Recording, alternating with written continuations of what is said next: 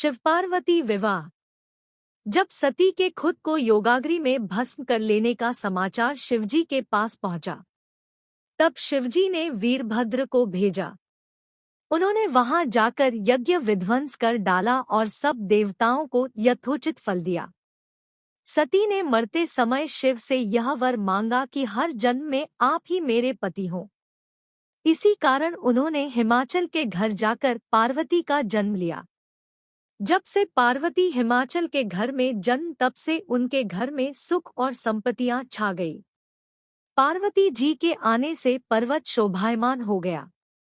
जब नारद जी ने ये सब समाचार सुने तो वे हिमाचल पहुँचे।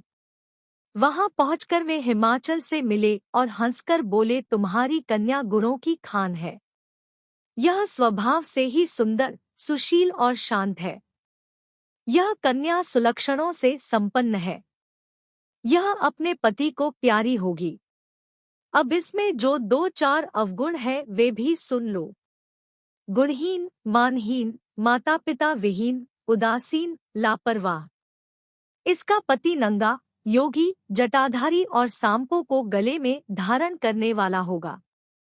यह बात सुनकर पार्वती के माता पिता चिंतित हो गए। उन्होंने देवर्षि से इसका उपाय पूछा।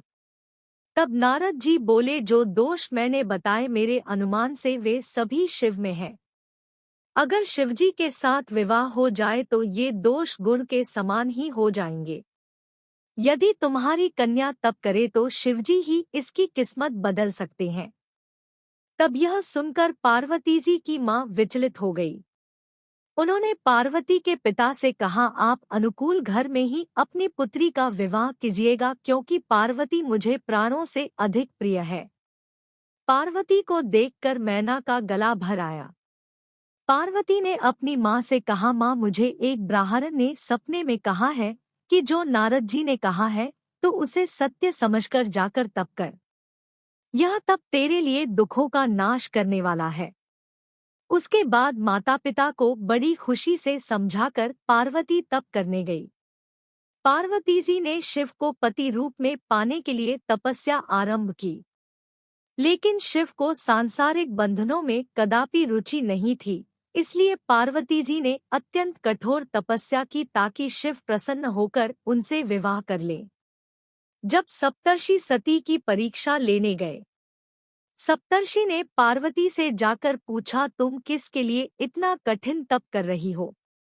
तब पार्वती ने सकुचाते हुए कहा, आप लोग मेरी मूर्खता को सुनकर हंसेंगे। मैं शिव को अपना पति बनाना चाहती हूँ। पार्वती की बात सुनकर सभी ऋषि हंसने लगे और बोले कि तुमने उस नारद का उपदेश सुनकर शिव को अपना पति माना है, जो सब कुछ चौपट कर देता है। उनकी बातों पर विश्वास करके तुम ऐसा पति चाहती हो जो स्वभाव से ही उदासीन, गुणहीन, निर्लज्ज, बुरे वेश वाला, बिना घर बार वाला, नंगा और शरीर पर नागों को धारण करने वाला है। ऐसे वर के मिलने से कहो तुम्हें क्या सुख मिलेगा।